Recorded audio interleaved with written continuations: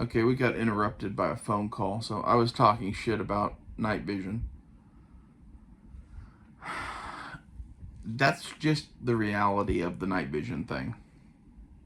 Is it a useful tool to have? Yes. Is it something that everyone is going to be able to do? No. I think you're way better off buying good flashlights for your guns, learning how to use those effectively, and various other things. There's way better things to spend your money on than fucking night vision. And in my opinion, there's way better things to spend your money on than a bunch of guns. Like the few guns that I outlined in part one are very versatile tools that give you capabilities, right? And most of them are pretty cost effective. And if you want to get those and then get a few things just for fun, cool, go ahead. But having 30, 40 guns, what happens if you have to bug out? Are you going to transport all that shit and all their associated gear and ammo? Are you going to arm the whole neighborhood? What is your point or purpose in owning those guns?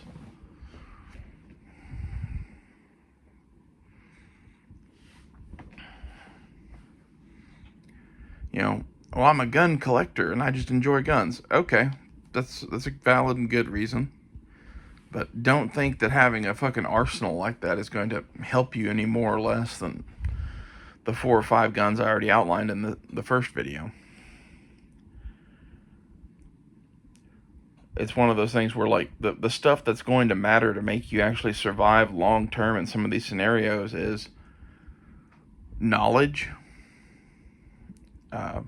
supplies for various things. So, like, food, water, the ability to recharge some electric devices via solar, maybe, a stash of batteries, extra shoes, medical gear, you know, that sort of shit. Mixed in with maybe being able to grow food if it comes to that, or even have stuff like chickens and cows and whatever. Like, the idea of, you know, I'm going to go hunt and live off the land is a great one, but there's either two schools of thought on that. There's going to be game everywhere because all the people in the cities are fucking dead, or all of the people in the cities have moved out into the country and are killing everything that fucking moves. I kind of fall somewhere in between them. I'm of the opinion that it's a lot harder to hunt game than a lot of people think. I think the idea that the forest is just going to be barren and emptied by, you know, Bubba and his friends all going out there and, you know, poaching all the animals, that's not really that likely. But at the same time, it is difficult to hunt in the first place, and if there are effective hunters out there actually killing shit, then there's even less shit than normal. Then what are your chances of getting something? So having food storage, having seeds, having gardening supplies, and maybe, you know, getting into something like a chicken coop or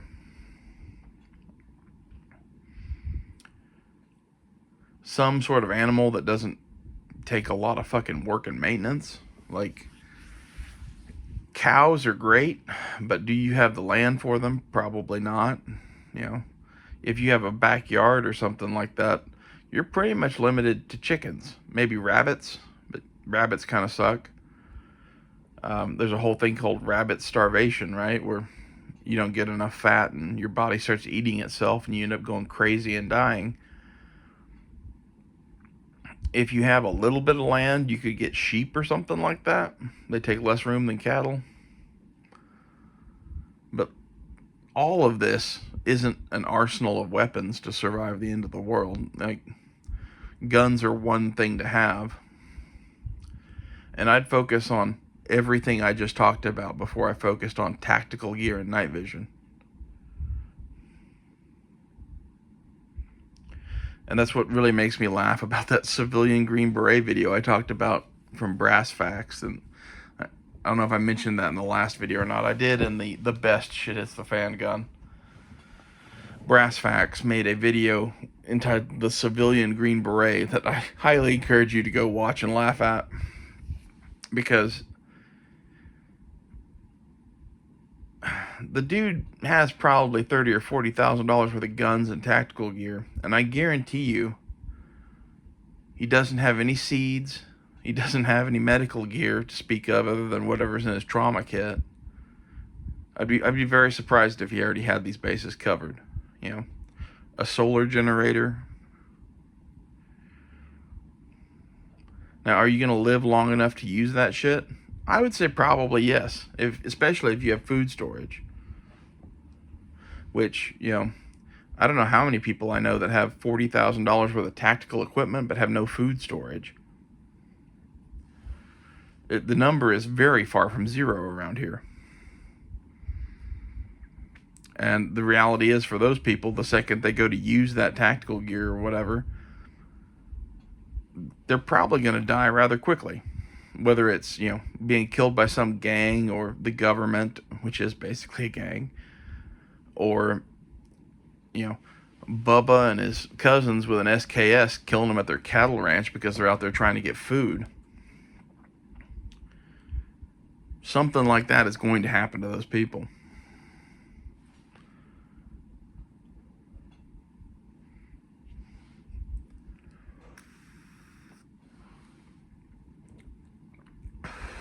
Maybe I should just entitle this Guns for Shit Hits the Fan instead of Top 5 Guns for Shit Hits the Fan, because we've drifted all over the place. Now we're into part 2, and we're not even talking about top 5 guns anymore. But I think all of this is important to consider. Like, before you go drop all of your money on guns, are you better off buying, you know, a concealed carry piece and an AR-15, and then taking all of the rest of your money and buying food and supplies and equipment and a vehicle that is reliable, especially a vehicle that is reliable and maybe even a little older, so that it's, you know, not vulnerable to shit like EMPs or, you know, parts breakages that aren't replaceable or whatever. It's like, if you get something from like the 60s, it's going to come with inherent problems, right? But you can buy up a bunch of supplies and shit to keep that truck running for a really long time, versus if you buy some new thing, assuming that it doesn't get EMP'd or something like that, it'll run for quite a while, but in 5 or 6 years, there's going to be 1,000 things on that truck that you'd have to go to some mechanic with a lift to get replaced. And I'm not saying there's not stuff on an old truck that you wouldn't have to replace too, but like you and a buddy with a box of mechanics tools and a jack could replace most of the stuff on like a Ford truck from the 60s or the 50s. It's a lot more sustainable of a thing. So take that into consideration when buying your bug out vehicle or whatever. And is it a bug out vehicle, or is it a farm vehicle that you're just going to be using for the rest of time? It depends a lot on where you are, right? Like if you're in a city, it's a bug out vehicle. If you already are like on some cabin on 50 acres out in the middle of the backwoods, well, it's kind of a farm truck.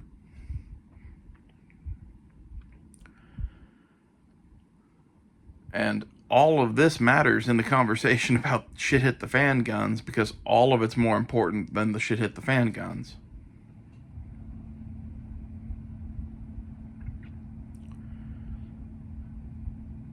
You know, that's why the first video I made was talking about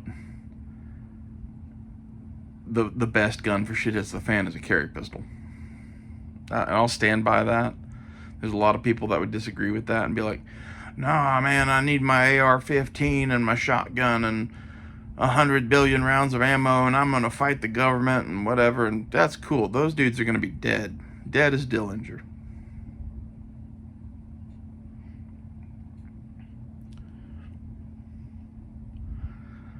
you know, in this, you know, new normal that would slowly be established, you're either going to find a job working for somebody who, you know, is paying you somehow in food or supplies or whatever the new currency is, or you're going to be growing food both for yourself to eat and to trade for the shit that you need. And having some sort of place to do such things is probably a good idea. Again, all of this is really long term. In the short term, if you're not on some place where that's going to be an available future for you, then there is no future where you're at, more than likely. Or, you know, if it's like some civil war sort of thing, there may be a future in your town or whatever, but it's going to be getting drafted into the fucking forces fighting the Civil War eventually. And you probably want to avoid that sort of shit.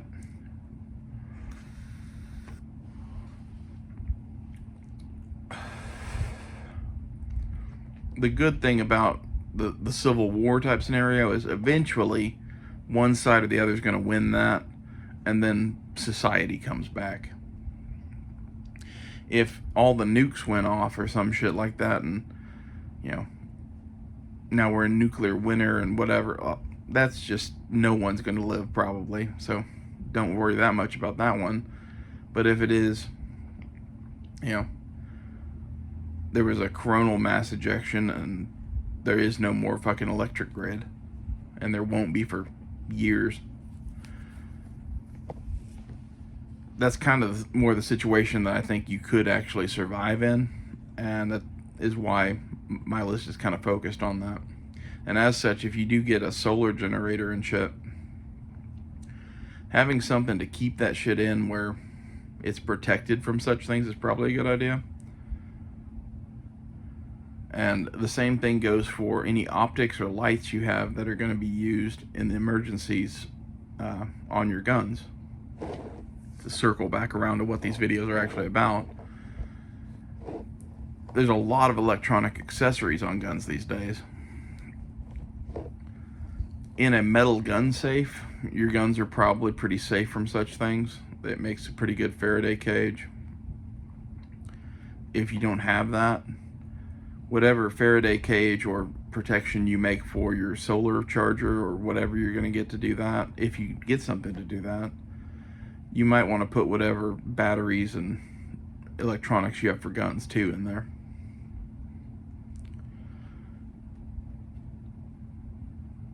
It's kind of a shitty situation no matter what, but if I was going to prepare for something, it wouldn't be being a civilian Green Beret. I would be preparing to be a, you know, sharecropper, gentleman farmer in the new American West. That's just a hell of a lot more likely of a situation for you to live through. There's so many situations you could put out where I'm just like, well, it really doesn't matter what you do. Like a full nuclear exchange between America and Russia. I'm kind of the opinion that some places are going to survive through that no matter what. But if nuclear winter is true, which I think is a debatable topic, nothing is going to live through that. Very little anyway. And you're going to have to pack up all your shit and head to like the equator. It's probably going to cause a new ice age or some shit. So if you want to get preparedness supplies and whatever, cool. But keep in mind that either the situation is so bad it doesn't matter what you buy in the first place, or the situation is so bad that you're going to have to leave all that shit behind because it won't fit in a car, or the situation is so bad that someone takes it from you. And that's where the guns come in. Like, having some sort of way to protect your shit is a good idea. And I'm not arguing against that, really. I'm just arguing against spending your life savings over the last 10 years on fucking tactical gear over food. in the end, do what you think is best and go listen to other people. There's plenty of people on YouTube that focus on this sort of shit. I'm a little bit of a doomsday prepper, but in my mind, again, there's only so much you can do. You know, having a pantry full of food is a good idea. Having a solar set up to do some stuff is a good idea. Having a couple of guns is a good idea. Having a medical kit is a good idea. Having equipment to conduct raids on the government is questionable at best. You know, having night vision is questionable at best, depending on your scenario. Like, if you are going to have to like bug out a single night vision device just to like have camp security at night or some sort of shit, okay, I could almost see the argument for that. But again, that's probably a PVS 14, and you're talking $2 or $3 grand there.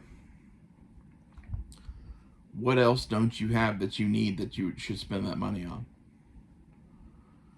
And the same thing goes for guns too. Once you have a concealed carry pistol and like an AR-15, let's say, would it be nice to have the other guns mentioned in the last video? Yeah, it would. But there's probably other priorities on the list. And really, that's the two bases I'd make sure I had covered gun-wise before anything else. The Takedown 22 would be another one that would be easy to cover. They're relatively cheap. They have a lot of uses, you know. So maybe that's third. But the point of these videos is don't worry so much about guns. There's a shit that's going to kill you way faster, in my opinion. And if you are living someplace where, like, well, the gangs are just going to go out of control and they're going to raid everyone's homes and rape the women and steal the food, and why do you live there? You know, this is some proactive survival or whatever, but maybe it's time to move to a different area. And if you can't do that, then all of my efforts would be focused on having a family member that has some place to go and having a bug out vehicle and bug out supplies to get there. I hope this helps you or someone you know. Tell me what you guys think below. Am I on the money or am I just crazy in my thoughts? I'll see you guys later.